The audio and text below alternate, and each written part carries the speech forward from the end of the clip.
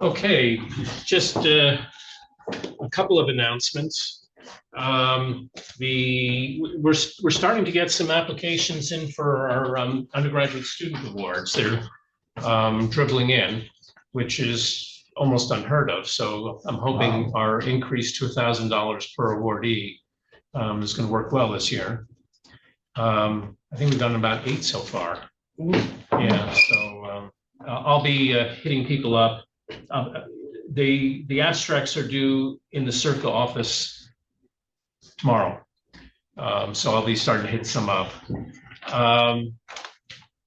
And we will be talking about AI next 2 weeks from, no, yes, 2 weeks from today. Our first March meeting, I think it's March the 4th. We'll have the director of the writing program in. And going back to the scholarships. So they'll be due in to me on the 28th, and I'll get them out pretty quickly. And so we'll go from there on that.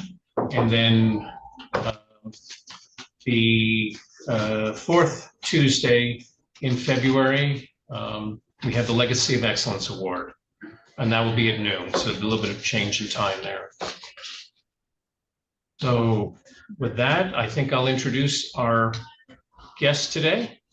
Probably everybody knows him, if not pictorially, at least by name in the paper. And some may have voted for him.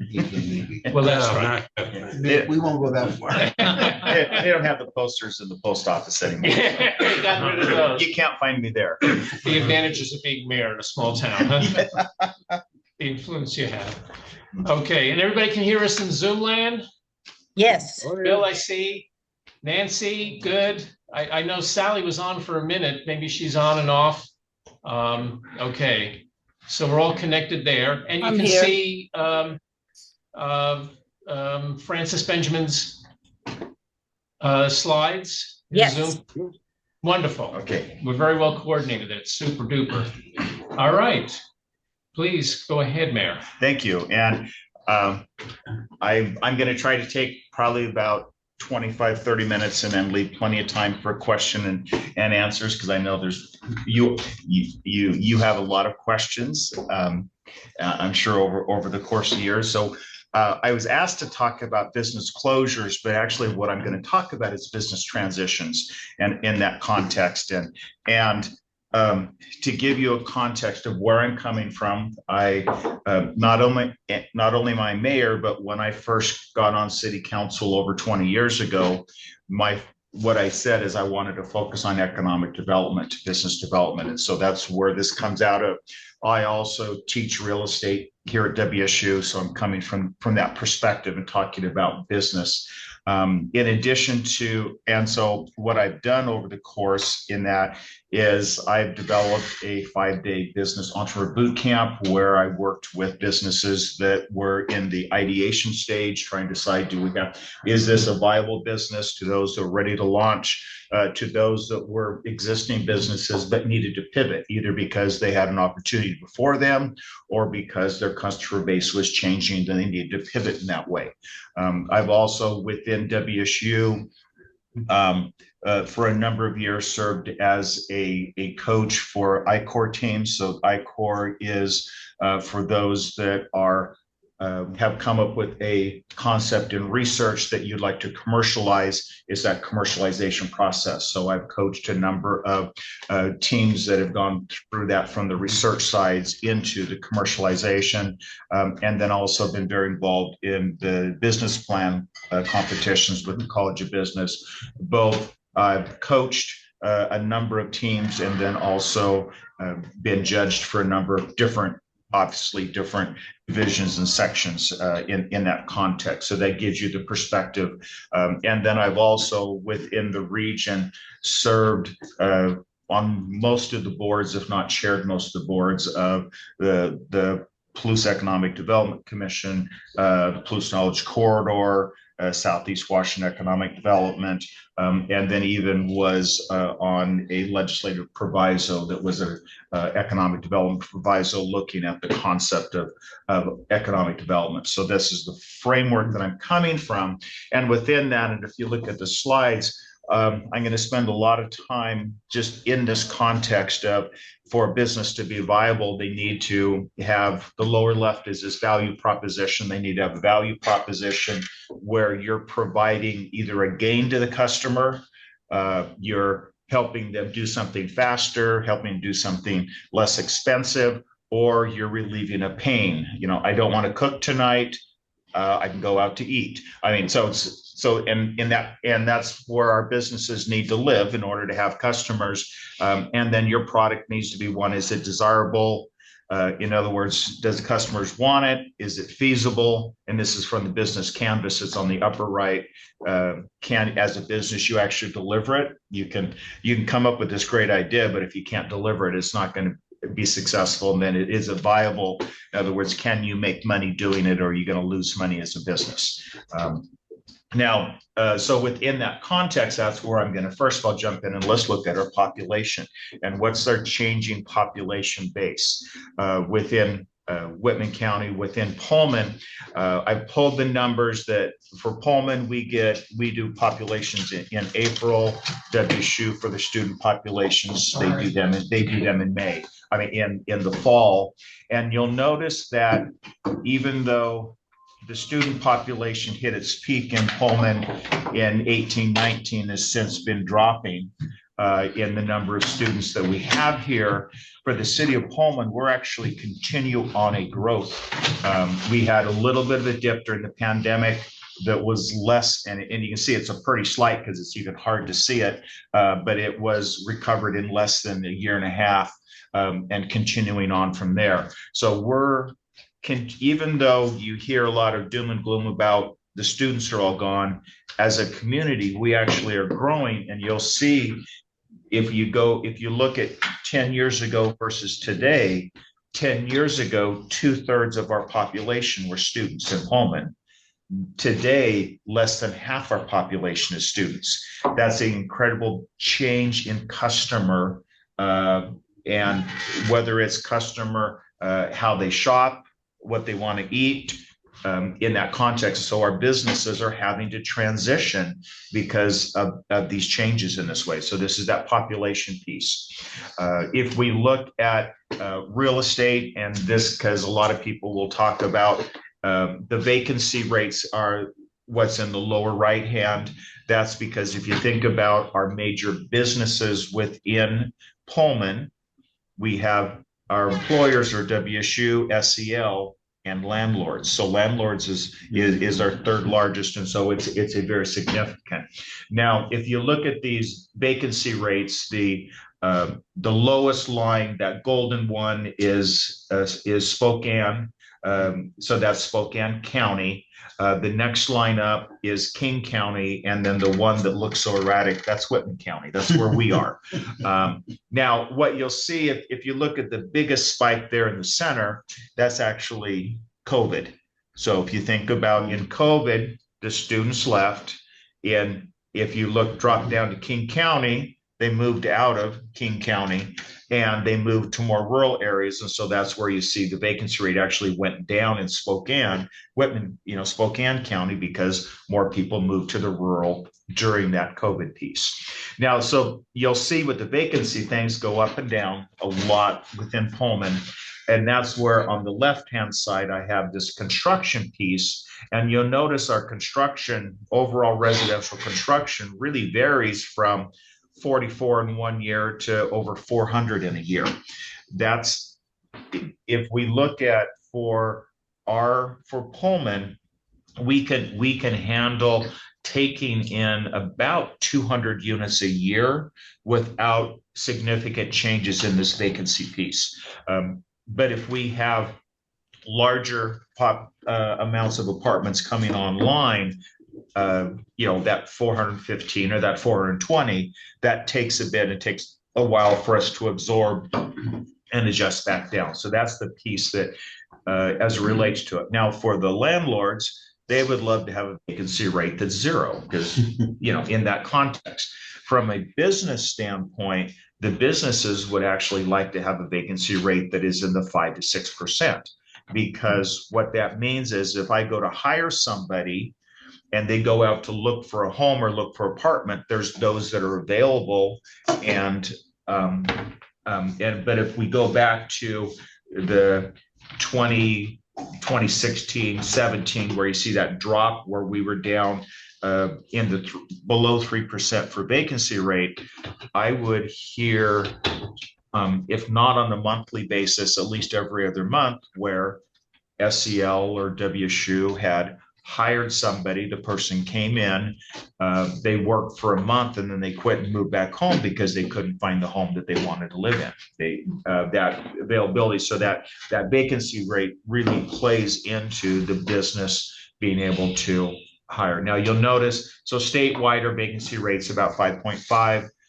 You'll also, I included in this, just there is this trend for the first-time home buyers is continuing to go up, and I've seen other numbers that are actually higher as it relates to the first-time home buyer, but you just see that age as it relates. But so with this one, just understand there are these dynamics. So if you hear someone talking about, oh, the vacancy rate's too high, it's we're in this cycle that's happening. But from a population, we're actually growing and doing well.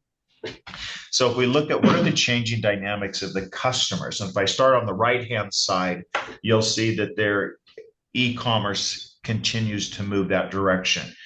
You see overall sales have increased 10% in the last 10 years, from 14 to 24, but you'll see that the consumers actually prefer online now to in-store, and Washington State is actually the first. Most of they use this online shopping obsessed is the term that they use for Washington State.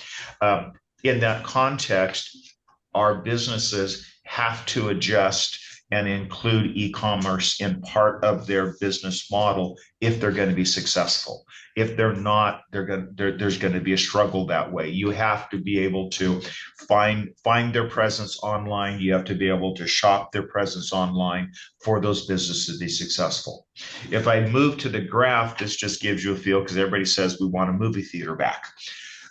If the blue line actually shows ticket sales as it relates to tickets sold, this is nationwide. And what you can see the big drop that happened during COVID, that cliff that happened, but you'll see pre-COVID to today, how much that drop has happened. So for the normal movie theater is not going to survive in the US because of people's viewing habits. They're not going to the movies. They're able to stream them. And so the movie theaters, that we're working on to bring into Pullman is going to be, it's going to be a smaller, it's not going to be necessarily first run, but it's going to be that experience of going out as opposed to getting that first run movie. Now, on the left side, as I talk about the dining, and this is where you see this change, there's a shift toward casual dining that people would prefer. And then you'll also see the average person, and this is a nationwide number, dines out 3 times a month, but actually gets delivery more than that, 4.5 times a month. So that's that change that's going on. And when I talk to the restaurants here in town, they're like, yeah, we still have 30% of our customers is to go. I mean, they're as opposed to pre-COVID. And so COVID changed the dining experience tremendously in this way. And so our restaurants are having to adjust. And so this is where I talk about these transitions that are going on. And they're happening here in Pullman too. Now let's talk about alcohol. This gets into into restaurants. This also gets into bars. If you the one on the right, this is drinks consumed, and you'll notice that in the last 5 years, the average amount of alcohol individual consumed has been cut in half. That's just where the trend is. You'll see the year-over-year alcohol sales is down 2.8%, beer's down, wine's down. The only ones that are really up is tequila, and then you're ready to drink. ready to mix. So like the paddock, those infused spirits, things like this is where the growth is happening. But then if you look at the age-wise, that's the one on the left, you'll see for the 55 and older, we're staying pretty stable in how much we drink, as are the 35 to 54, but where the decline is happening is in this 18 to 34-year-olds. There's a significant decline. If you look over the last 20 years, from 72% down to 59% of them wanting to drink. And that's driving this piece. So this is changing as it relates. So when we look at restaurants, if we look at bars, if we look at your microbrews, this is all affecting this. There's also, and it's not reflected here on the numbers, but as I've talked with the different bar owners, the other thing they say that there's a significant difference in how long people drink. When I went to college, you closed the bar down. That was just how it was. Right. Now, a lot of bars close at 11 o'clock because the customers are all gone. They're not the kids these days. No, they're not. They're not staying. They're not staying as long. And so it's a changing demographic. We're also seeing that, and if you look on the right hand side with that consumption, you'll see there's a lot of growth up to the early 2000. That's where really it peaked as it related to your microbrews. To where the microbrews aren't as economic, as viable and feasible. And that's why you're seeing the microbrews in our town are struggling. This is a nationwide thing. It's not, but it's because the change in how people are consuming. You'll also see there's a lot more move toward your near beer and your non-alcoholic drinks, just because there's that change.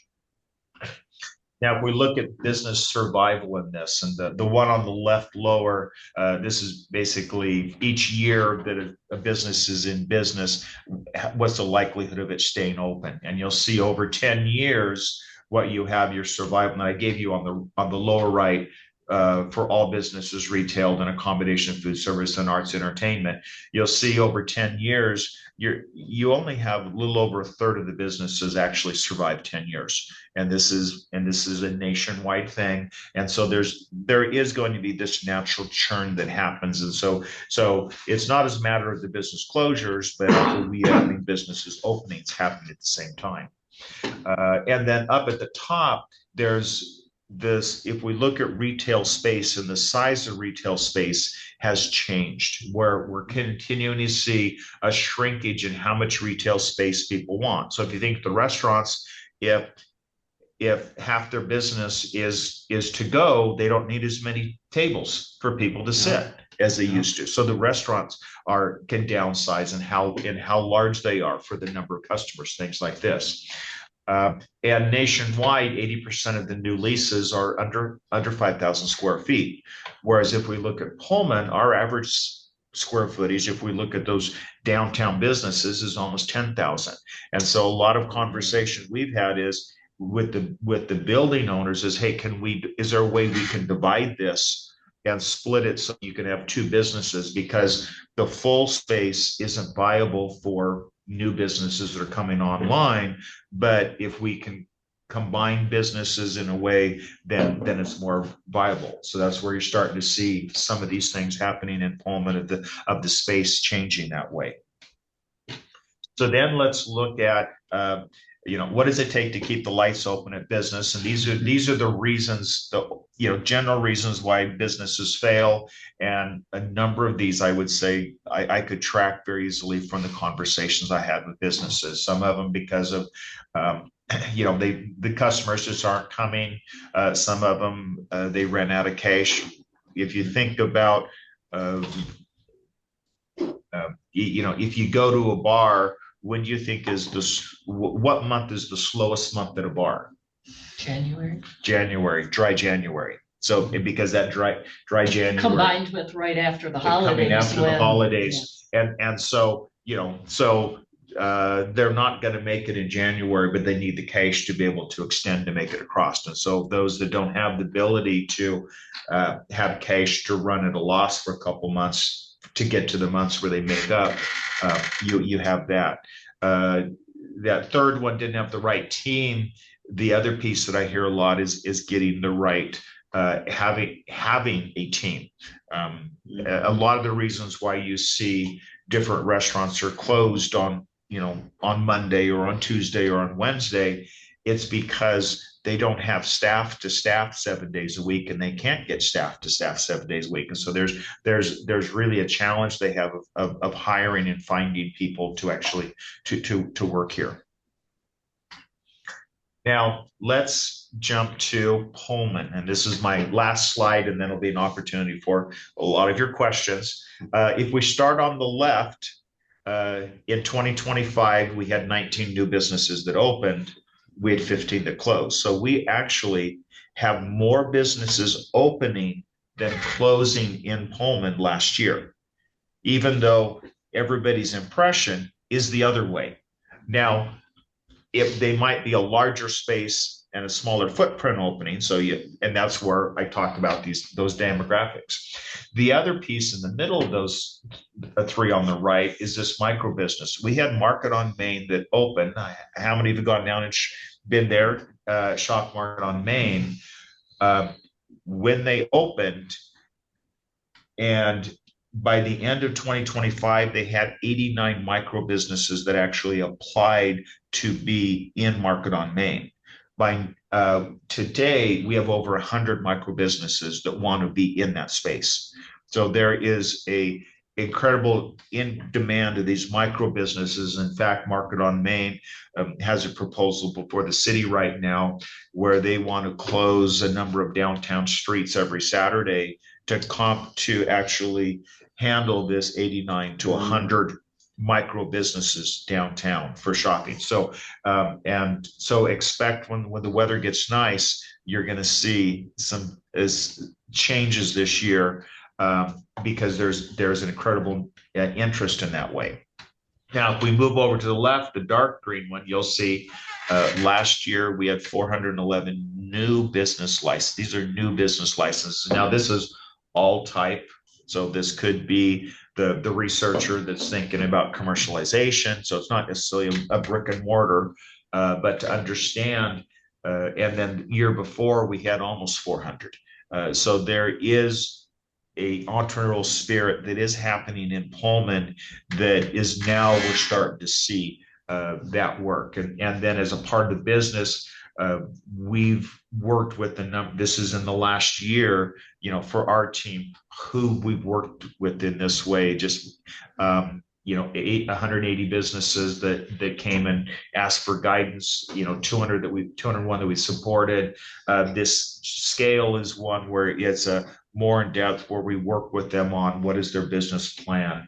And, it's helping them get set right. And if I think about where our businesses have been challenged and fails is we often have, and I see this in whether it's we're trying to commercialize or whether it's starting a business, you have the researcher or the person that has a great business idea, this product, but they need to pair with somebody that has business sense. And oftentimes it takes more than one person to be able to do that in order for them to be successful as it relates to this economic development.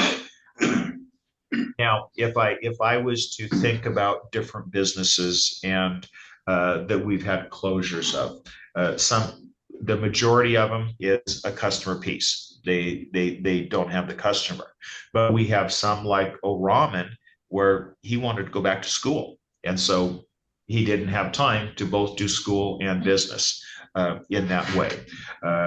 If we look at Thomas Hammer was because the building owner increased the rent to a level that as a business they couldn't afford. So it was, and so they're currently looking for another place to locate in Pullman. It's not that they wanted to close, it's just they couldn't afford the rent.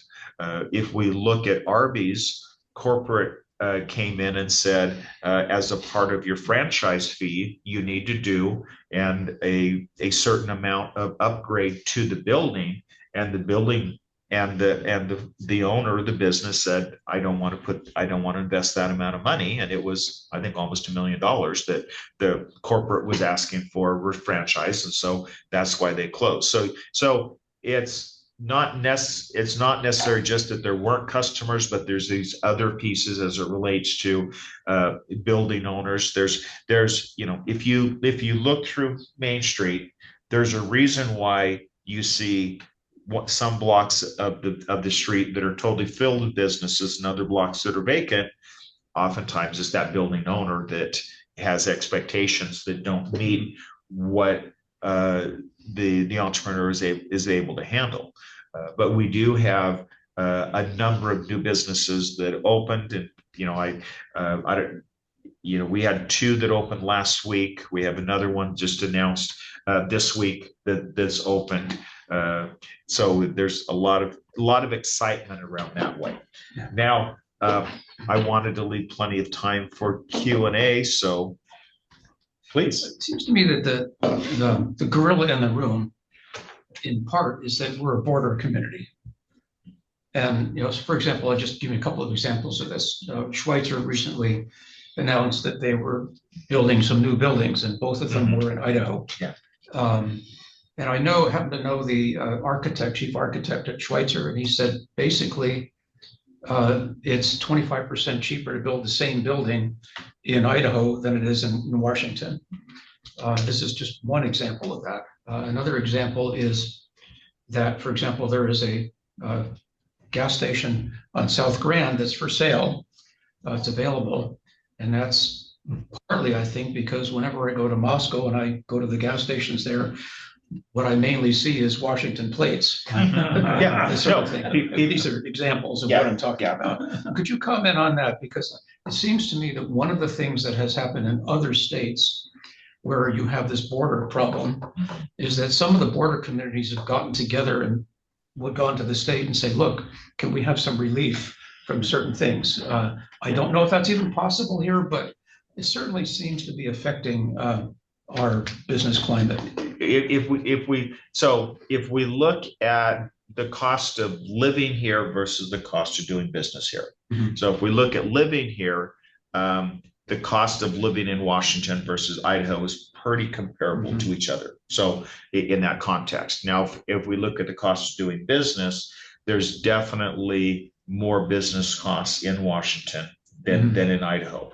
Where you see it is Washington has and the legislature has their sin taxes, and their sin taxes are around alcohol. I mean, it's around any products that are plastic products. It's around petroleum-based products, so that's where you get to the gasoline. So the state of Washington is trying to change how we live and what we choose to purchase, in this. And what happens is when you're on a border, it travels across. Now, there are states, and I've had in the last year and a half a number of conversations with other cities that are border cities and counties and also port districts that are border, and we're working on building this coalition that is this border coalition. We're finding the issue is it's not just Idaho, but it's also Washington as it relates to that border coalition. And have conversations with them. And I know Illinois has one example in that area where you have two states where they're different, and then what they do is they give a B&O tax relief to businesses. So it's not that they give more money to the city, but they do a relief to the businesses, which in that context is kind of similar to what you've talked about. Because it's certainly, I know about the issue with Schweitzer and the new airplane they're getting, which is basically based on my conversations with Schweitzer, and I know them pretty well. Basically, there is this new tax for very expensive airplanes, which they need for their business. Mhm. It's not a luxury. They need it for their business. And because of this tax, they're moving their plane to Lewiston and building a hangar down in Lewiston. We could have had them here, in Pullman, but building a hangar in Lewiston, and they're actually saving money after they're building a hangar because of this tax. And they lose, everyone loses, Right. it seems to me. Well, The state loses, they were actually in the process of building the hangar in Pullman and then Yeah. stopped the build Yeah. to build down in Lewiston. There was a bill that came forward. It died in the legislature to be able to fix that issue. But the people that presented talked about the number of businesses that have left. So you have that. Now, one thing that I'm going to go up to this first one where we look at population, and I did talk about this left-hand one. If you look at Whitman County, so we grew by 700 people last year, and that was, Pullman actually grew by that. But if you notice for growth rates for counties last year, we were in the top 5 of growth rates for counties across all of Washington. So when people talk about Pullman being depressed, we're actually in a population growth where you have Clark County, so down in the Vancouver area, you have King County. I think it's, I can't remember the very top one. Whatcom? I think it's, Oh, those are top left, yes. yeah, I think it's Whatcom, and then you have Spokane County and Whitman County are your 3 fastest for population growth this last year. So we're actually doing very well compared to the rest of the state in that context of population. You wouldn't on the street, you wouldn't think that story, but we actually are. Other questions? So from Zoom, it'd be helpful just to let the Zoom people come in. Nancy, Bill, you have any questions for our mayor? I'm in Oregon. Yeah. Let's talk about a border community. The world is yours. It explains a lot of things. And so it's not surprising. So, the thing that I'd say is be expectant for new businesses. That's the thing I'd say is you see we're in this pipeline and these new businesses are starting to pop out. We finished the downtown project that replaced infrastructure that was 100 years old. And we had a lot of failing infrastructures that was making it more challenging for business downtown. And because of that, there's been interest in a number of the buildings. So, anticipate that you're going to see that. Are we challenged with the border piece? Yes, we're challenged. If we look at where your challenges, I talked about the taxes, we're also challenged as it relates to minimum wage. But one of the things that even though Washington has a higher minimum wage than Idaho, if you think about where people are going to work, they're going to work where they get paid. So Idaho's actually had to increase their minimum wage to be competitive with us. So you do have some of those competitive pieces that are going on. You talked about SCL announcing that they're building a business.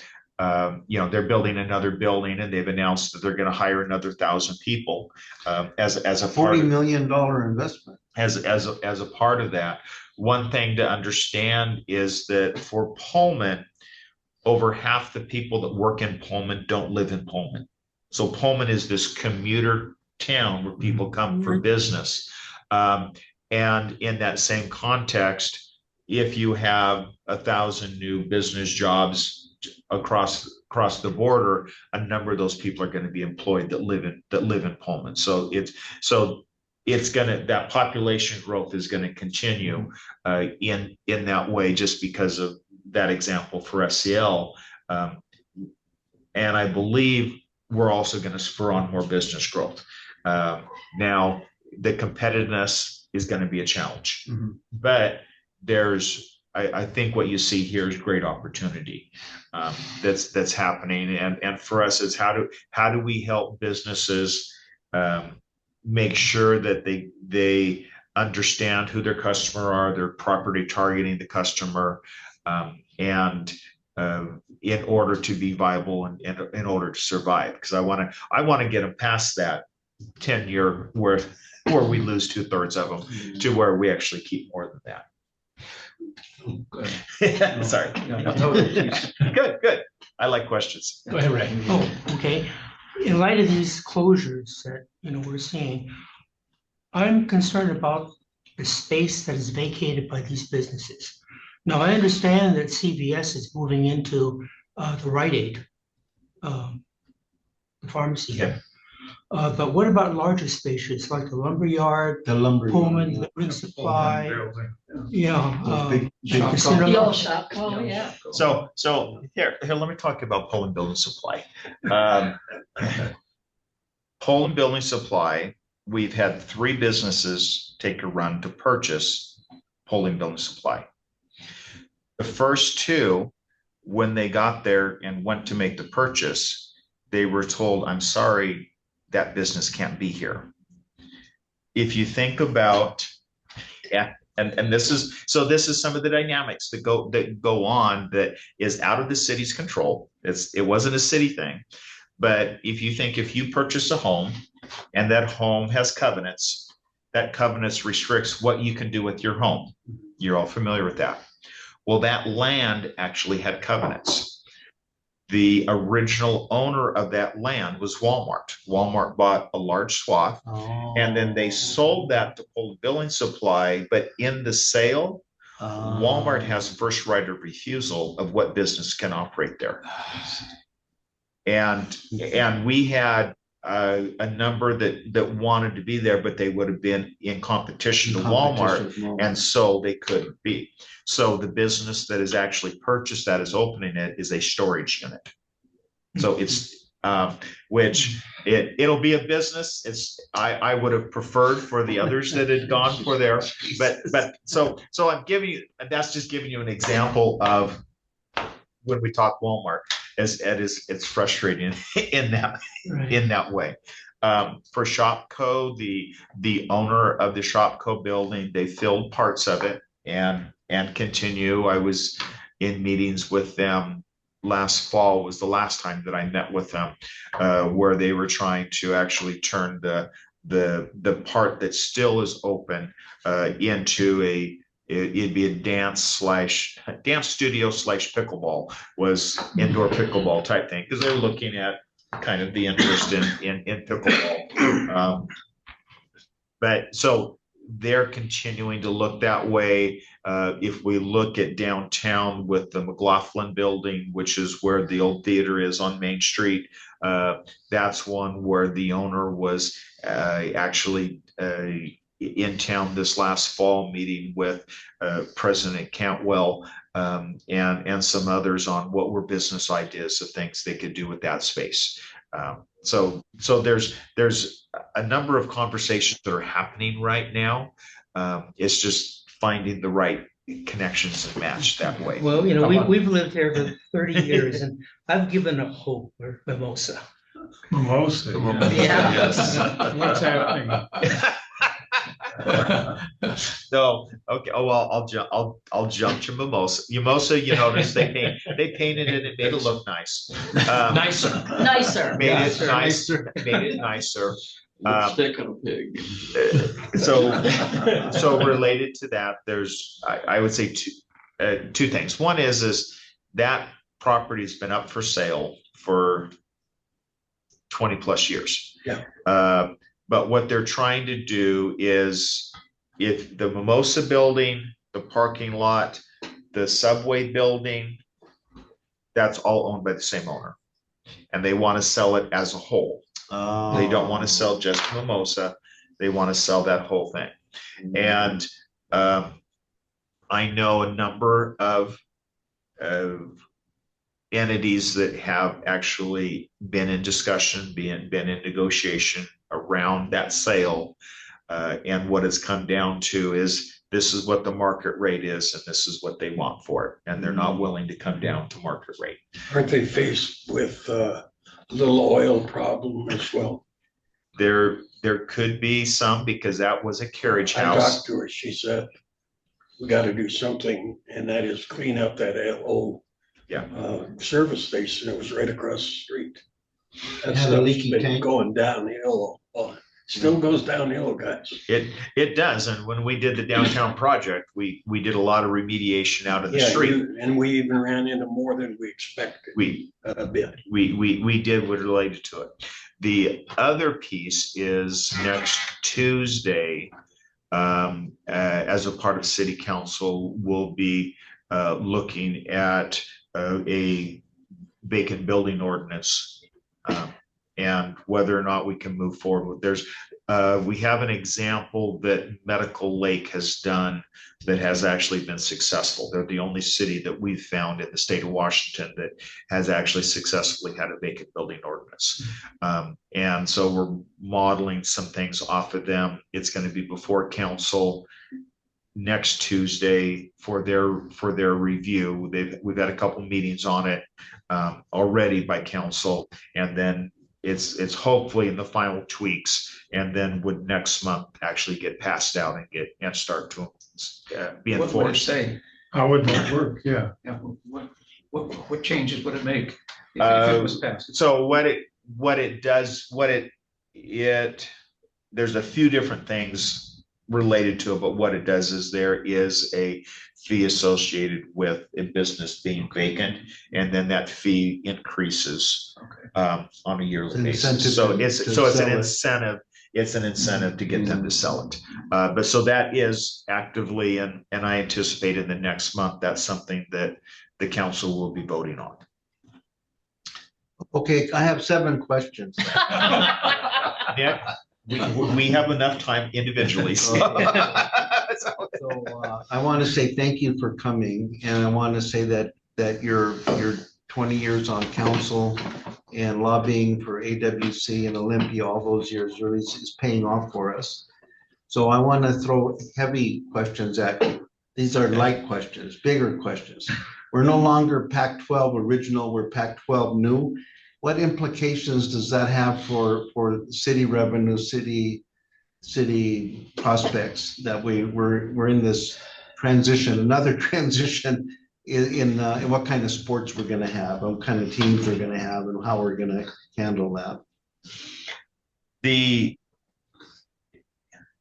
all depends on the television contract, because the television contract dictates the time. And I'll use an example. So I'll use an example. When Pullman, so when WSU had game day, how many remember game day? Big time. The economic, CNN. because of the time of the day that the game was, the economic bump to our businesses downtown was marginal, was almost zero.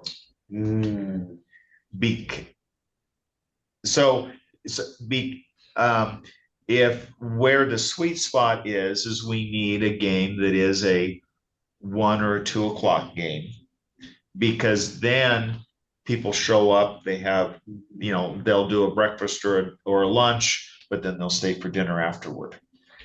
And so that's where it gets.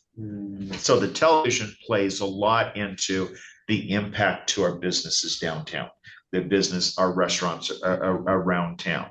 Now, some of it is also the habit of what do people do when they come. If we have individuals that just come for a game but don't stay, that's a problem. So we need to make sure we have affordable housing options. And this is where you get in the mix, and all that. the mix of, is it a corporate hotel or is it a local hotel? Because corporate will change prices to where I had a situation, and I'll use it, but I'll use an example how corporate changes their pricing. I had a person that came from meeting last summer, so there was no football game going on. They came last summer for a meeting on Wednesday, so they were staying Tuesday night. And when they went to book a hotel room, the hotel that they normally use was charging $1,000 a night. But it was it was the corporate numbers that were calculating, because and it was one of those things. And it basically was, we had Blue Summer Series that hit, we had we had a college visitation that happened and one other thing, but because of that, it created this anomaly with, and so they were charging $1,000. The corporate was saying this is the charge. Well, obviously this person got a hotel somewhere else. and it was only that hotel that was doing it. It wasn't, you didn't have it in the other hotels. So part is making sure we have enough housing options in order to be able to keep the price down. Because when it comes to the impact on the businesses, it's getting people to stay the night, as opposed to I just drive in for the game and then I leave after the game. We had this discussion a long time ago about if we go to a different kind of competition, it's not USC, UCLA coming to town and all that. Will people still come? Will people still be attracted to Cougar football, Cougar basketball, and all that? And how much of Pullman's future depends upon a viable athletic program? It's affected a lot. It's affected a lot by it. And one of the things that we did, so we have economic development money, so money that we collect as a part of lodging tax that can then be put back into tourism related things.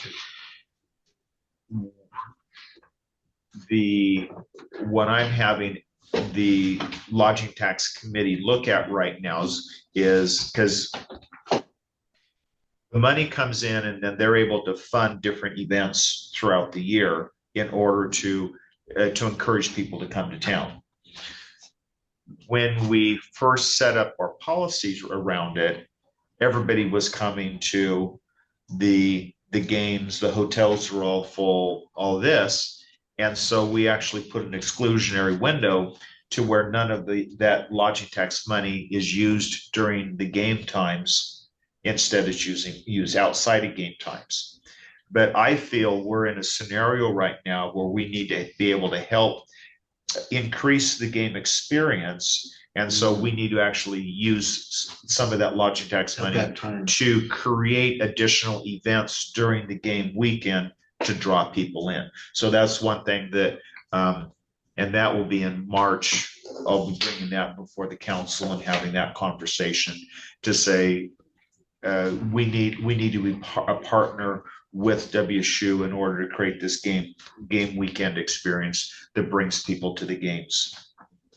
I have another question. One more follow-up. I just want to shift them. We have a new football coach who's from Prosser and whose father is legendary and all that. Is there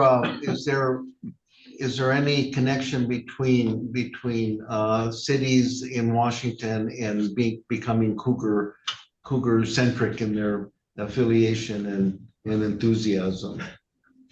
I don't know. I don't know. I mean, he's young. He has a young family. They'll be in school. There's a chance to build something around this person. I think that's the president's idea, anyway. I think it depends how deep his roots are in Prosser. Family roots. I'd like you to bring a couple of things. The Saturday market. It struck me that it should have started 25 years ago. That is, I think, the very fact that Moscow managed to do it, but as beautiful as happening. One, two, I would really like you to talk about the entertainment thing, in particular reference to the village center, which is obviously sort of empty and looking. But that's when it closed, we had, and much as I rather like Brelsford's son and his wife, I think there was a really an appalling blaming of the city for what struck me as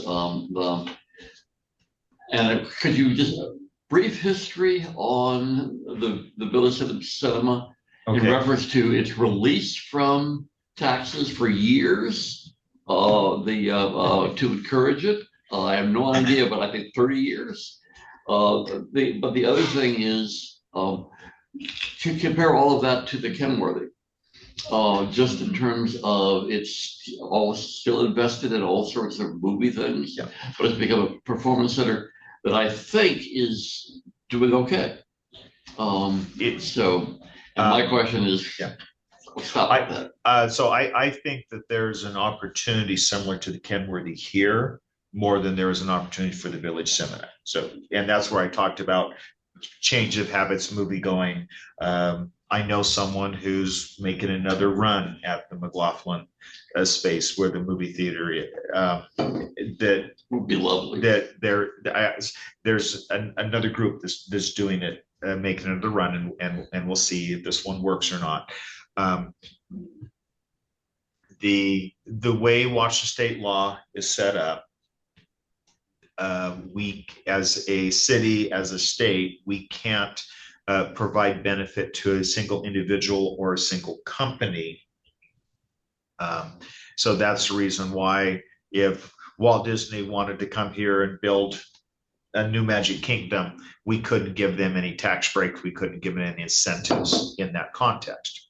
When Brailsford wanted to move at the movie theater, they said there is a entertainment tax. There's a, just like a sales tax, but there's an entertainment one.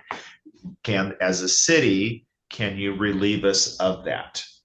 As a city, we said, we can't relieve you of that, but what we can do is we can actually, for 5 years, relieve everybody in the entertainment business of that tax. So we can say no tax for a whole industry.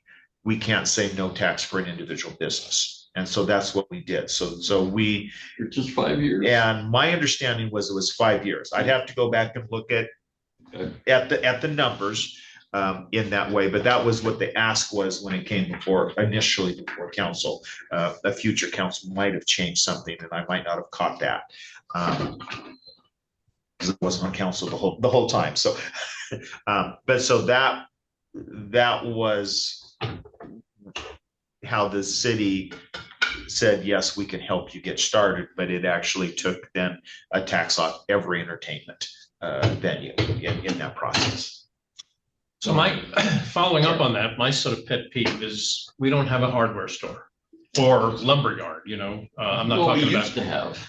Well, I mean, the Grange was supposed to, provide some of that, and I know they were actually gonna buy, some 2x4s and put them for sale and things of that nature, but. Which they did do, and some To- sheetrock, to- but it's It's very small, and Yeah. I went in there just looking for a shelving bracket, and where they should have had at least four different sizes, they had just one total, Right. But anyway, I love the Grange. I've been going there for that many years, but a town, Omak, we were in Omak this past summer, just prior to the Stampede. They have 3 hardware lumber yards there. Right. Town that's a quarter of our size. Well, of course, Moscow's got 3 or 4 of them, type of thing, which goes to us. Is there any way to target an industry providing that service to give them a tax break that you just spoke of in terms of the Brailsford? I mean, there really isn't that much competition if you say we're going to have a lumber yard here.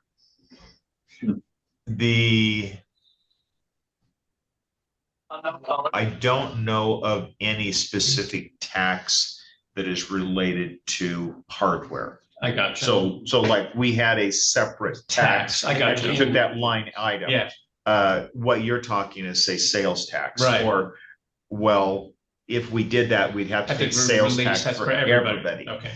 That's so it's a great concept. I would just have to look to see, is there a way we can do it within Washington State Constitution? I hear you. But we, so part of what we're trying to do is we're trying to help people see the opportunities that is here. and unfortunately, we have a lot of people that are talking doom and gloom when there's actually a lot of excitement, a lot of things that are going on, and we have to change the narrative to then get that in. The other piece that I'm working on is a joint thing with the city of Moscow is we are currently if a designation as a micro metropolitan statistical, so as a combined metropolitan statistical area, as opposed to a metropolitan statistical area. I believe, Idaho believes that we meet that criteria. I know, Yeah. I know, we're fine. But it's going to take a congressional change. And so I've been meeting with members of Congress for the past year on this thing in order to get them to make the change. Where the importance of being a metropolitan statistical area as opposed to a combined is there's two pieces to it that where I see value. One is a lot of business headhunters, when they're looking at, am I going to place this business here? They look to see, are you a metropolitan statistical area? And since we're not, then we're not even considered even in the consideration. The other piece with the moving from a combined to a metropolitan statistical area is it actually releases federal funds around transportation, and it would allow for a regional transportation. I can see. It would allow funding around a regional transportation hub that would be able to include Latah County, Whitman County, which. So, for example, the truck route, for example, south could be perhaps funded by that. Is that? No, that would be more around the lines of, you think about coast, which you no longer have the Pullman Transit, but that Pullman Transit could actually expand to be a rural, a regional, and just the connection points that it would add in that way. And I can see Ken's eyes light up as I was talking. It actually become, an MPO, metropolitan. Effectively, it does. Yeah, is effective. Obviously, there's a lot of work, but this would be the first step in it. Sorry, I kind of went down a rabbit hole. I know you have a problem with sort of negative senses, but I just want to ask you generally.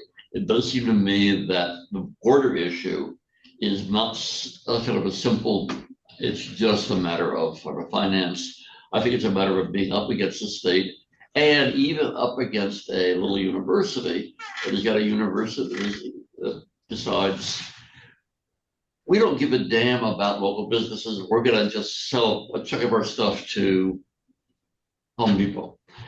And it just strikes me that sucked out a whole lot of stuff.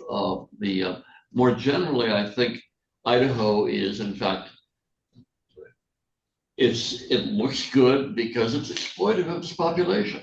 It screws up what it does with its income taxes is grotesque. What it does with its people, what it does with its salaries, and that kind of sucking out of I think it affects us in part because this is a much fairer state in some ways. I'm just curious about, in general, if you had to tuck up against a state, do you have much hope for Idaho doing anything but constantly sucking things across the border? I can't speak to what Idaho is going to do. What's the fear of Washington for decades? You have different ideologies as it relates to how the legislature approaches things for each legislature, and different taxing ideologies, different. So you have a big change in that way. And if you think within Idaho, you have your income tax, whereas Washington, historically, they've used the B&O tax. So they've used business as opposed to income. Now, it's interesting to see the conversations right now that are happening in Washington as there was, if I go back 3 years, there was this whole program on what would be the process to change Washington's how the tax structure is set up to a better tax structure. And they basically did, even though they went through the whole proviso work, none of that's changed, other than they're now adding those new taxes that were talked about here, but they're not relieving the taxes over on this side. What are the actual chances of seeing that truck route to the south? So the truck route is, I feel very good. It's going to take a little bit of time. We have a bridge that needs to be worked on, some corners that need to happen, but we have support on both sides of the state related to it. I will be, I could in a little over a month give you a better feel for it, because I will be back in DC during spring break, actually lobbying on that specific piece. It's going to be a joint lobbying trip with both Idaho and Washington delegations together on this, because that truck route is something that's important for us in order to change the look and feel of the downtown. And in order to even make it more business viable as a walking downtown. Mm-hmm. I think there's I think it's very viable. I wonder how people, those little housing clusters along Sand Road are going to feel, and now their trucks rolling by their houses. Well, no place to run there. I like driving Sand Road. It's nice. Yeah. Just curious, just recently, WSU has come to the belief, and I'm not sure exactly what the state rules say, that they have to replace the gas-fired heating plant that we have here on Grimes Way with basically heat pumps. That sort of thing. Now, this is my understanding. This is not from the WSU itself, but apparently they have requested some money in the budget to support planning for this. But it would cost something like $1 billion to do that, if in fact it ever happens. My question is does the city have to do that as well? In your opinion, do you know much about that?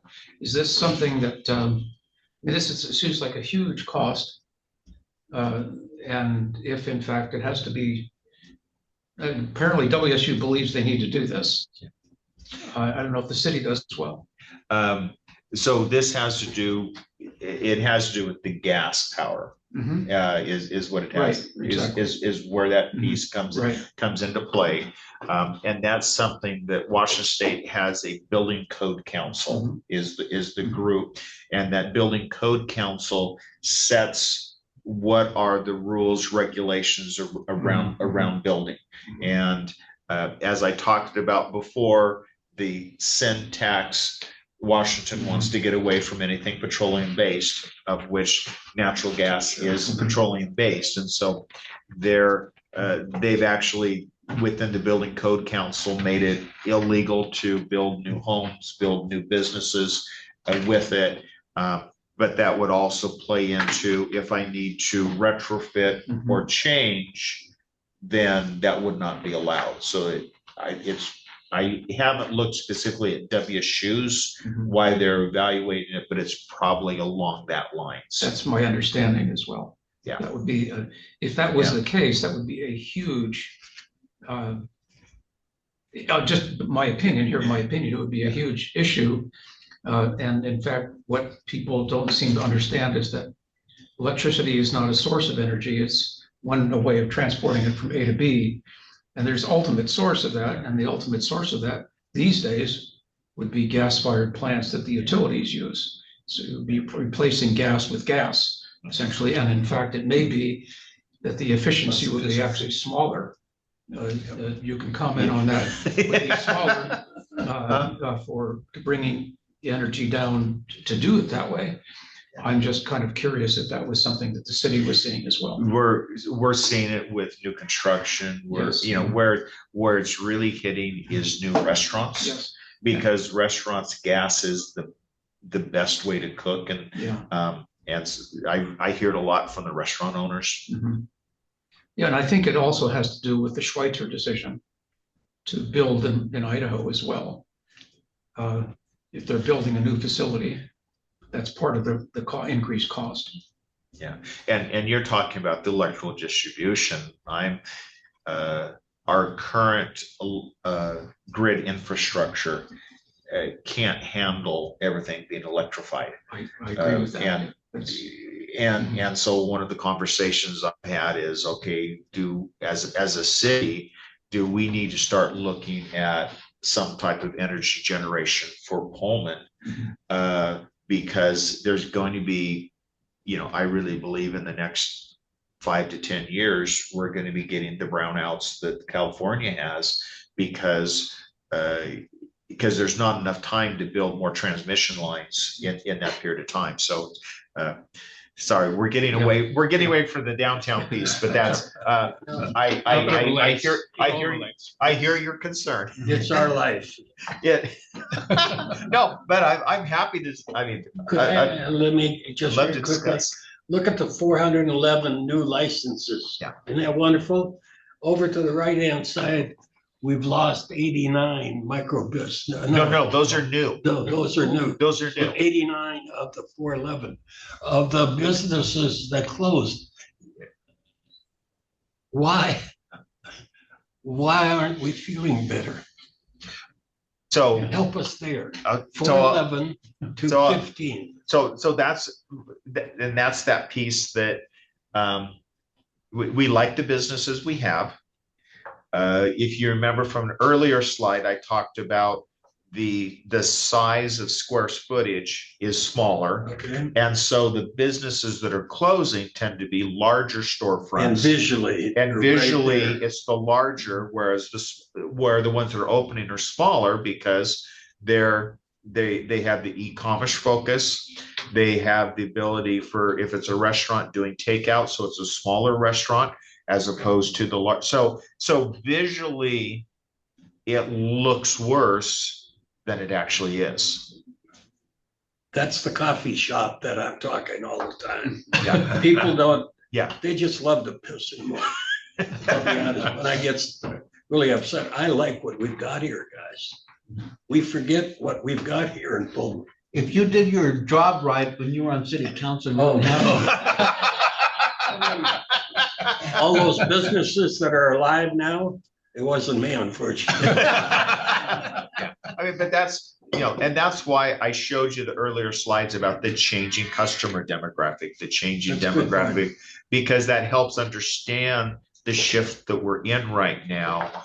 But I believe we're coming out of that shift to where you're going to see, you're visually going to start seeing more businesses now. My coffee group doesn't understand that or hasn't heard that, which is why little things like this, visiting with friends, is really beneficial to them. Very. It really is. Very.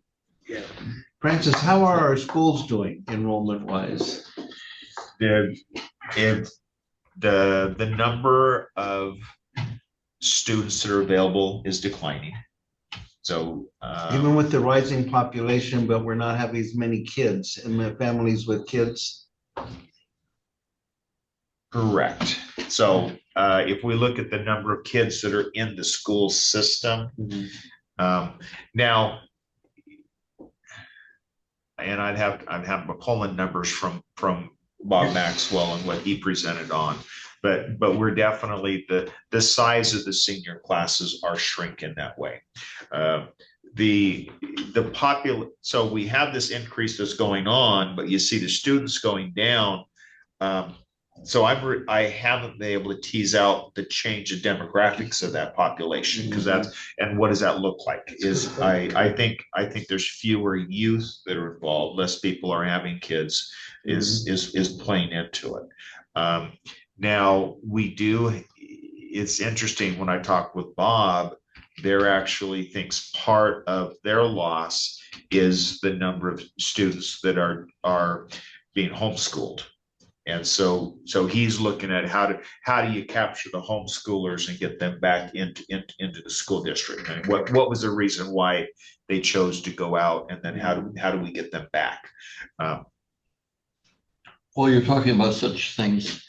Why am I always blanking on it? But you're on Main Street, you go up the hill, the big complex that had all Gladys. there are all sorts of reasons, obviously, why it's having problems. But any possibility of an angel coming along and rescuing the thing? I think it's a great opportunity. I do too. Thank you politically. Well, I was in this conversation, we started thinking about what are the opportunities in Pullman. There's an opportunity for a hardware store. There's opportunity, although I would say, and I haven't get anybody to really give me a good answer of why does Washington have all the car dealerships and Moscow doesn't. I mean, because there's a point in time where Moscow had 0 car dealerships. Right. And so there's Can we trade them? We